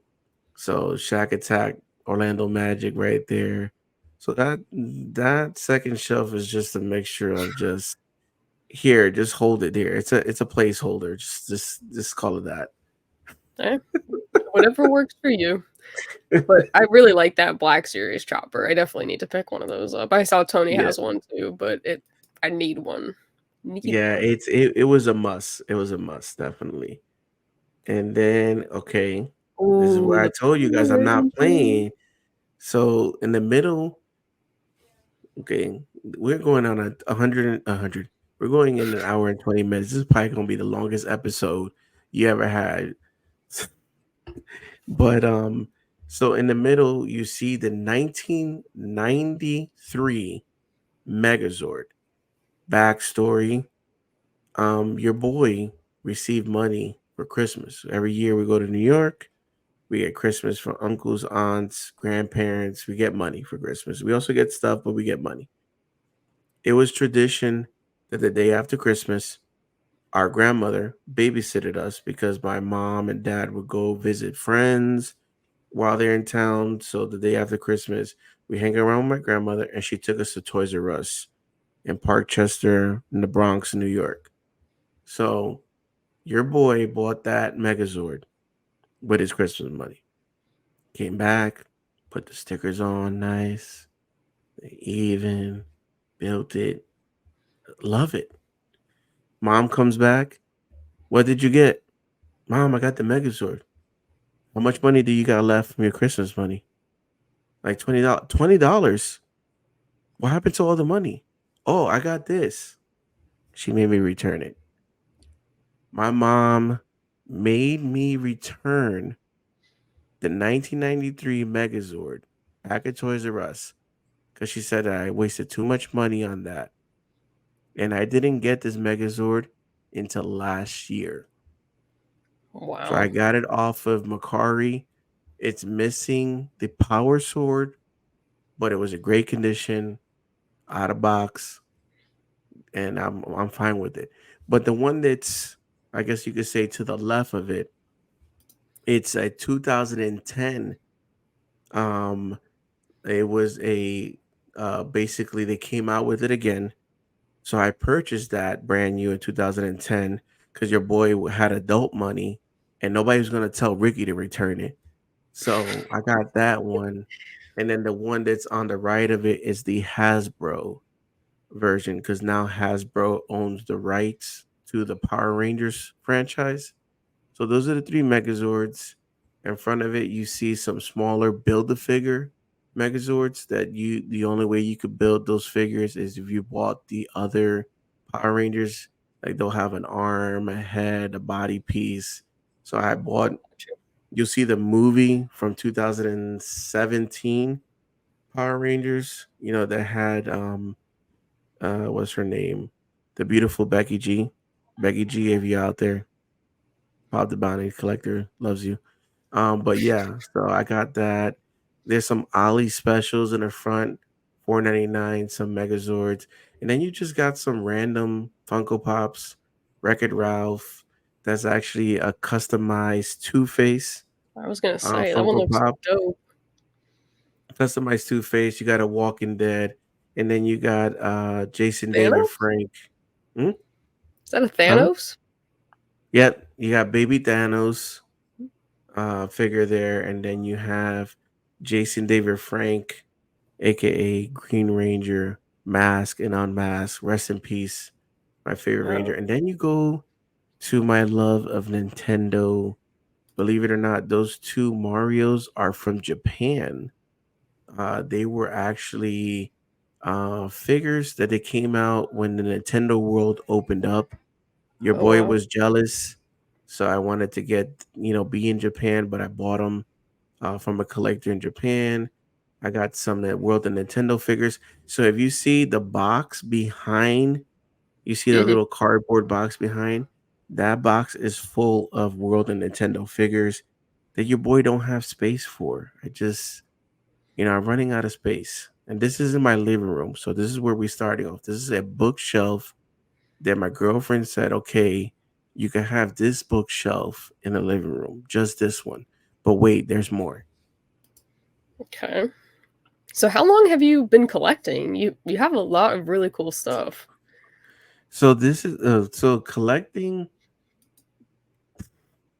uh 1993. I've been collecting. I still have my 1989 Ninja Turtles. They're Wow. destroyed because your boy played with the toy. So Chris wants to come at me because I'm not an out of box collector. I've been out of box since 1980s and destroyed them. Okay, I destroyed my toys. But we coming here to the entertainment, side. Like I have my PS5, my Switch, but this is Dragon Ball figures. So big into Dragon Ball. They're called. Some of those figures are Ichiban Kuji figures. Um, You know, and some then you demon. have Demon Slayer. Those are also Ichiban Kuji figures. And you got Demon Slayer on the top, which is a Funko Pop set right there. You see a Dragon Ball sticker. You see some dust because I haven't dusted in a while. And then the Fair. PS5. And then we go Oh, into this room here. You see the where I'm at right now. You see a little bit of Vader, Anakin, Attack of the Clones, Anakin, by the way. You yes, see my sir. Ross specials up here. This wall would not be full if it wasn't for Ross. So shout outs to Ross. You Did you owe get me. those at Ross too? I got all these at Ross too. Wow. Except for the Moff Gideon, my sister got me that at Ollie's. Now these are not a Ross special. Yeah, those are not. I was The- gonna say the- we gotta pause these here. these are pretty petty. I got a good deal. I feel like it's a good deal. Hmm. These three for $50. They That's not bad were at all. extremely old. I can even remember. I think 2014. You know, and I picked them up this year, so almost 10 years old, and I was able to get these three for $50. But definitely want to collect more rebels. So the purpose, I'm not gonna lie, because he copies me sometimes too. But I had to copy Tony. I bought this on Yeah. purpose, so because I thought I was gonna get the ghost. I still could get the ghost. I'm telling you guys. Wait, somebody's gonna need them $500 back because something happened and your boy's gonna be knocking and be like, "Yo, I got 500. What's up?" Right? But I bought these purposely for the ghosts, but they're on the wall until I get the ghost ship. So, Nice. Yeah, and those are cool. then yeah, I love them. I And actually I don't found know the if you. cannon. Oh, did you? I found him at the Echo Base Collectibles comic Oh shop yes. in Orlando for like $17. So you've been to Echo Base, right? Of course. So tell me how I've never been to Echo Base. You're gonna kill me. A lot of people are gonna kill me on this. Echo Base is less than 5 miles from my house. No way. Yeah, that's It's how a close it really is. cool shop. Like they Yes, have a I've lot seen of pictures, a lot of lots of stuff, Star Wars. and Tony keeps on telling me you need to go, but working retail, sometimes I just want to go straight home. I gotta cook, Yeah. shower. I don't want to go out. I'm just like don't want to deal with people, but I need to definitely once the holidays are over because I've been working crazy hours. I definitely want to go because I've been looking at their pictures online. It's amazing in there. Yeah, I went and I made a video about it. They had a whole bunch of Star Wars, old Lego sets, old action figures. It was crazy. So definitely, if you find the time, I highly recommend checking it out. It was crazy. This right And here was a free autograph from Yak Face in London, and then that's your okay, boy with the dark saber, Grogu, at the Funko booth in London. that's Free cool. picture, so I just put that there. Um, you got Oh, these. some Yep. artwork from MegaCon, and then I don't know, did you guys see the rug? I don't know Did if you guys you? saw the rug. If you want to rewind it back, Let me see. I don't know if that was a great gift from my girlfriend that I still need to find a place for. Let's see. Let's see. I might show it for like a second, maybe in the video. I'll be quick. It's Got the ghost. no, well, yeah. You never mind. You're not gonna see it. It's right there on the top with the open Anakin figures. Yeah, I don't think I put it in the video because Ah, anything below this video is a hot mess. I have literally like 6 cartons of something that I need to be doing videos on. Your boy got material for days, but don't have Oh, the time. yeah, you Yeah, see the top of it a little bit, but not, like, the whole thing right there. nah, I see it at the yeah. bottom. Now we're gonna go to the next part where it shows you that I've been collecting for years, and it's a closet in this room, and it's ridiculous. It's out of control. Every time my girlfriend sees this closet, she shakes her head, and then every time I go into this closet, I find something that I forgot I had. She's like, "How do you forget something that you had?" I said, "I've been It's easy collecting to for do. years." See this dude. Look, you got Darth You got Vader, all those you got helmets. Mando, Target bags, Funko, video games. Jeez. You have I That told you I was a Batman fan. those are I was sick. I was not playing when your boy says something. You got chases up there. You got Yeah, 66 metallic Joker. It's yeah. You got the that's freaking Lando intense. that I brought back from California. Big mistake. Because it's like $20 now and Amazon or 15 bucks. Yeah, Tony laughs at me because I had to take that apart to go on the airplane. That freaking Lando right there in the top. I don't know if you yep. can see it, but yeah, this is some good Oh, the stuff. ship, Yeah, big mistake. Big a mistake. huge thing. And Yeah. then the funny thing that my most expensive pop is in this closet. Really? Most Which so one? if you play it Let me and let me see. see pause right now. Oh, if you could go back a little bit. A little? It's in the top. Oh, It's in the top left. Pause right there. Top left dual pack. two-pack? The 2-pack Joker that goes for like $1,400. Holy cow. $1,400 and is my most expensive pop. Is in a closet. It's not even displayed. Sheesh. I wonder what your collections were. Do you track it on the Funko app? Or no? Yeah, but Funko did something weird Yeah, now with eBay prices. It dropped down that's weird. tremendously. Now people are trying to get OG pops for whatever. I'm like, bro, it doesn't go for 23 bucks. Relax. This Yeah. is from 2013. Funko's tripping on this, but I think at one point my collection was worth like $41,000, something like that. Just Funkos, just the Yep. Funkos. So, Yeah, you got some but yeah, bangers in this closet. crazy things. But wait, folks, there's more. So this is the hallway, Lots of and anime. yes, this is why they call me Pop the Bounty Collector. I've been collecting Funkos for a long time. Yes, You have the Duel of Mustafar? yes, I do have that. Dude, what? I'm so jealous. And you have the Ewok on the speeder. That's a cool one. And then you see the Wow. two Black Friday Hot Topic exclusive The droids in gold. gold. Yeah, Yeah, those those are were cool. I remember when they came out. The Ewok 3 set, you got Palpatine, you Same. got, both Luke and Leia and the speeder. I got the chase. It was um Wow. too much stuff. Some blue box. Oh, the Ray Park signature. Nice. You got me made as a pop right there. Yeah, that's a random. These are just random ones that I picked up recently. You see a chopper mixed in there. You Captain see Rex. Rex. The Yeah, Obi. Oh my gosh, bro. You're killing me.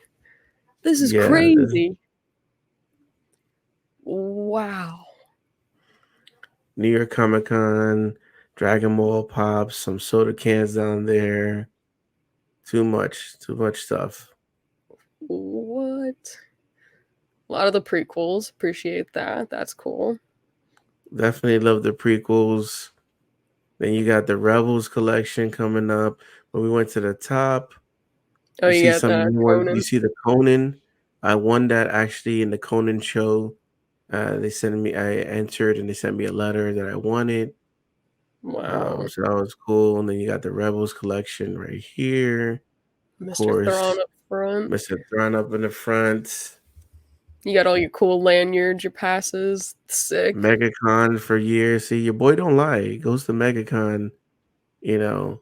I stopped for a moment, but it's getting bigger and bigger, and definitely going this year or next year, 4 days.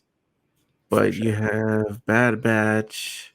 Oh, the That's my Grogu. only minis. You got Grogu, Diamond Grogu, some chases there, That's a and then cool your one. boy had to get the die cast metal, both Yeah, Boba Fett and your boy Vader. the chases. Those are So, the chase versions, right? yep, chase versions, Big Batman. You got One One Piece. Piece, and then Sheesh. you got another one. Yeah, and this is Wow. all. So my stepson, he gets annoyed because that's literally right in front of his room. So he has to walk past that every single day to go use the restroom, to brush his teeth, to go to school. He cannot wake up without opening the door in his room and boom, Funko Pops in his face. But, I couldn't Hey. have it in the living room, so it's got to go somewhere. No, that is I would love to walk out of my room and see that. That's your son needs to see a new light because that is See, crazy. but you got some anime in there. See, you know what's so funny? My kids got me to Demon Slayer, and now I know more about Demon Slayer than them. I told them when I go into something Wow. that I like, I go into it's like a rabbit hole. I go deep diving into it, and Those I Power got Ranger ones, I got so every cool. single Power Ranger pop. Did they It ever well, do Dino Thunder? no, no No. Dino Thunder, which I hope they would do because Jason David Frank was the black Dino Thunder. The only Power Ranger, no, let me correct that. I don't have every single Power Ranger pop because they came out with the NFT ones, and I wasn't playing that. I'm not gonna be buying digital pops, and then if I get lucky, if I get the physical one. So yeah, they ruined it when I didn't like when Funko did the NFT. So I hope, Mhm. and Funko never did NFT digital Star Wars, right?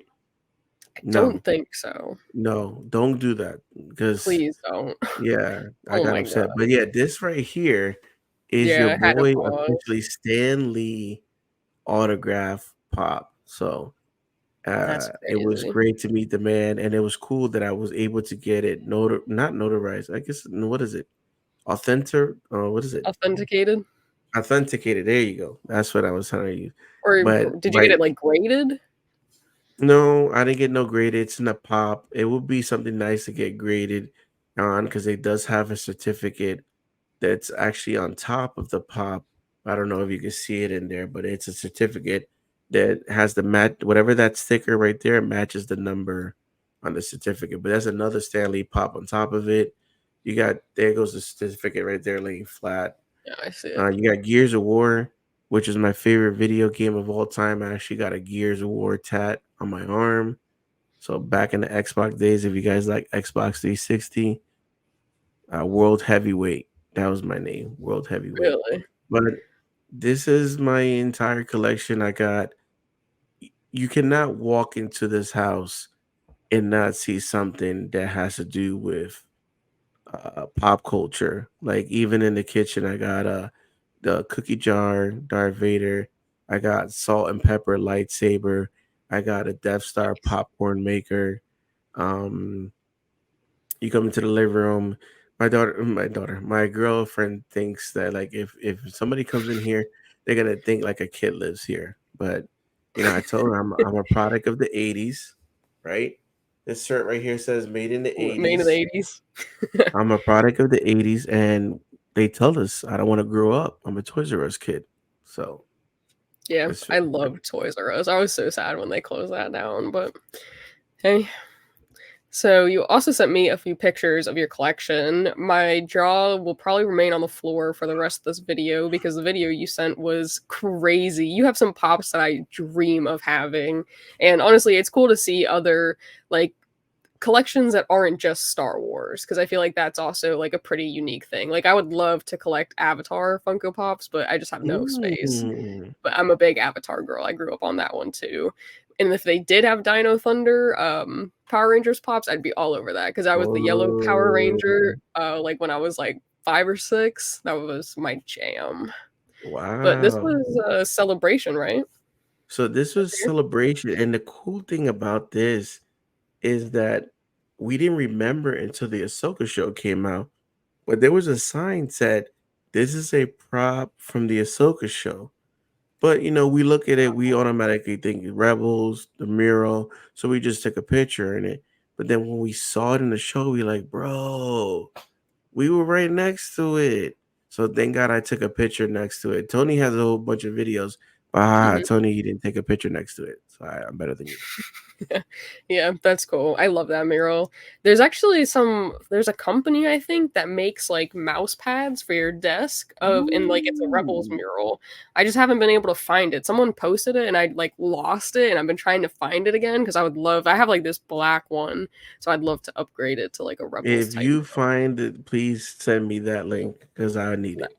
I Your got you. boy's mouse is right here. I need that. Yep. And then you sent me some pictures of you have two bags of pins. Crazy. So, There's so some these bangers in are there. Yeah, these are some Star Wars celebration pins. You start from the top. So, me and Tony, aka Star Wars Sith, went to our first Star Wars celebration in 2017. So I didn't collect that many of the pins. I was getting into it. It was mostly Funkos. We started collecting Funkos. It was Tony that kind of got me into the pins because he was the one that kind of knew a little bit about it, the Mhm. exclusivity of it, jumping to different tables and booths and trying to collect all of them. So 2017, we only went for 2 days. Then when we went to Chicago, it started becoming a little bit more serious. But I wouldn't say it was 2020 when it got canceled, but they still had all this merch that they had to sell because they had this merch. So they were selling the mystery pins for 2020. And that's when I could say in 2020, I went crazy with pins. And so that on the next picture you see on the blue bag, you see that that's Anaheim. And Okay. then I think I send you one more picture of the table. Yeah. So the one on the table, that's all the pins from this year, London. The what you Wow. see there on the left side, that was my bedroom in the parents' house. So the vault. Gotcha. So that's how my pop game looked back then. And when I said I had 1900, I was not lying. It was a lot. It was like a lot of hunting.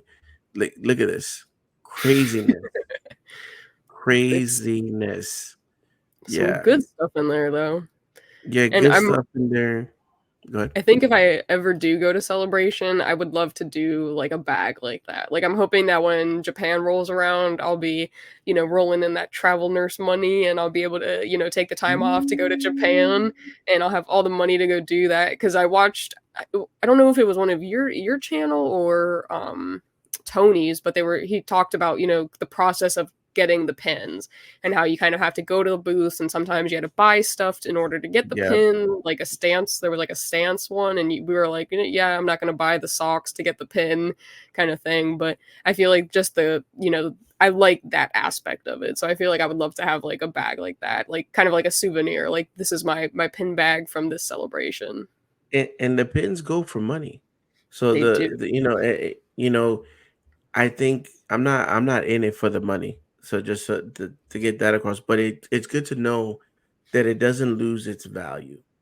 That's Yes. what I'm trying to say when they say when it goes for money. But it costs a lot. So to get the complete set, bouncing between exhibitors, purchasing items, going to the Star Wars Celebration store, it was over $500 to complete the whole pin set. So it ain't cheap. It ain't cheap, and I knew what I was getting myself into, and I knew that this was the year. I said, I'm going all out. I have the money saved. I'm aiming to get every single pin. So there's people that the pins are really serious in Star Wars Celebration. It used to be Funkos, but not too crazy about Funkos, but pins for sure. They're pin traders. There's people like because they're mystery. There's some that are mystery, so they come with two pins in a box for $20. So you're Oh gonna wow. get doubles. So it was so cool that one of the panels, the DJ that was running the whole panel before the show started. He said, "How many people here collect pins?" And everybody's like, "Woo!" It's like, "All right, if you got doubles, everybody comes to the stage." So all mass of people started coming to the stage, and they're like, "What you got? What you got? What you got? What you got?" So I end up completing the set because I was missing some stuff, but since I had doubles, I was able to trade because they were missing that too. So it's so cool. It's just a whole community thing. It's fun to go hunting for it, trading for it, standing in line, but it ain't cheap. It's over $500 to complete the set.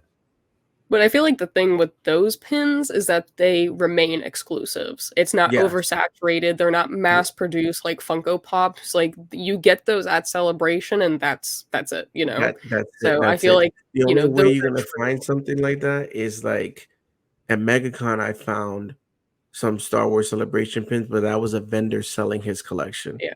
But yeah, you're not. You Well, can that's go to the different. website. It's not gonna be what is it? Fake pins. You're not gonna see them marked down at GameStop for 4.99. They don't lose their value. If anything, they go up. Yeah. And if you see that big Jabba the Hutt, Mhm. that Jabba the Hutt was an incentive pin. So if you spend over $200, you got the chance to purchase the Jabba pin for 20. So you had to spend 200 and then get the Jabba pin for 20. If you spend over 100, you got C3PO. So there's a lot of different ways to get pins. You got to go to the exhibitors. Sometimes you have to buy some merch to get the pin for free. You got to get the mystery pack. You got to go into Star Wars Celebration stores because they sell 3 packs and exclusive pins in the store. And then you have to spend money in order to get access to purchase big pins like that. So it's a whole thing, but you go there for 3 or 4 days. It's fun, you know. Yeah. But yeah, I can't wait. I really wanted to go this year, but it just wasn't in the cards. So, you know, I'm hoping that Japan that'll be it because, you know. But I feel like in 2017 from what I could see at least, it looks like Funko went crazy. And I feel like, you know, Yes. progressing further, they've kind of slipped away from their roots. It's yeah, definitely declining. So I feel like the pins would be a cool like keepsake, you know, just to from Celebration to have. Like I feel like those bags are so awesome. I'm super jealous because I just got into like collecting pins too. So those are so cool, especially your table too. All those pins, it's Yes, it awesome. was crazy. I had to show off my work. I worked hard in trying to get those. Work Oh hard yeah, spending and work hard hunting, but it was fun. It's fun. it sounds like a good time. I feel like any true collector would appreciate that.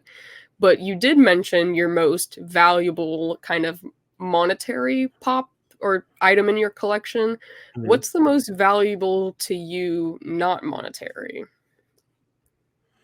So the most valuable to me, it's still expensive, but to me, it's more of the nostalgia, childhood. What recently, well, not recently, but what two happened 2 years ago. So big Power Ranger fan, and my most expensive Funko Pop, or one of the most expensive pop, is the White Ranger glow in the dark San Diego Comic Con 2013, only 480 made. Wow. So that alone, it's gonna be, oh, that's a valuable pop. That's gonna be like the best. But I got it signed by Jason David Frank. I got to meet him in 2016.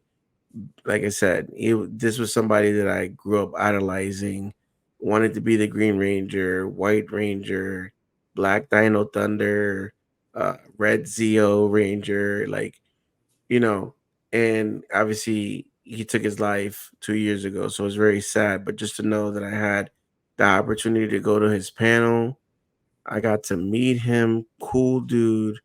We took a picture together and the booth, and then he messed up signing because I actually wanted the autograph signed on the glass of the Oh, Funko Pop.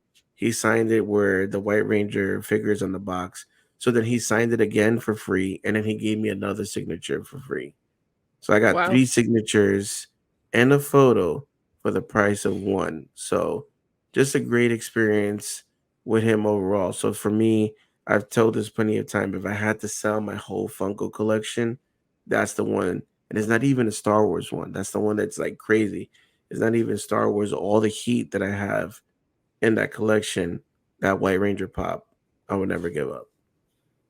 Yeah, your collection is amazing, and you have a variety of different things that you collect.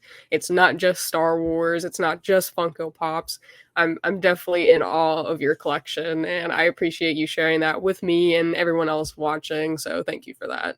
No problem, man. I love it. I love collecting and I love talking to collectors and seeing other people collectors. And it's just a community, man. Collectors, it's a great community to talk to people and that's how we start and we make friends for life. Like Tony, friend for life, you know. Yep. Yeah, getting into the starting to share my collection and then finding out that there are other people that are kind of doing the same thing as me and then actually getting to meet them and getting to, be in our group chat and stuff and kind of just progressively, build those friendships. I feel like it's absolutely amazing. So I appreciate everyone, in the Fulcrum group chat. I appreciate you, Chris, Patrick, Tony. You guys are always there for me. I can bounce ideas off of you and we kind of just all grow together and support each other. And I feel like it's amazing to be a part of, a network like that. So Yep. it's definitely awesome. But do you want to let the people know one more time where they can find you before we kind of sign off? Well, again, YouTube, Instagram, X, Twitter, TikTok, Pop, the Bounty Collector. Again, you're gonna see reviews, raw strips, unboxings. We got a Rebel podcast from my boy Star Wars Sith. I'm trying to do anything, going to vlog conventions to vlog next year in 2024. Your boy is gonna be on YouTube for life. So check it out. New videos, almost like 2 or 3 videos dropping a week. I don't work as hard as you. You got that TikTok game down. I'm trying, but your boy puts out videos every week, and come check me out. Yep. So definitely go check out Ricky's channels if you guys aren't following him already. He pushes out awesome content. He's got a great new podcast that's all about collecting. So definitely check him out if you aren't already subscribed to him or following his channels. And again, I just want to thank you for coming on. I really do appreciate, sharing your collection and kind of, talking about it and walking me through it. I think that it was absolutely awesome. So again, thank you for that. And Anytime. yeah, I think that pretty much wraps up this episode. So thank you guys for watching. I'll see you next Thursday. Peace.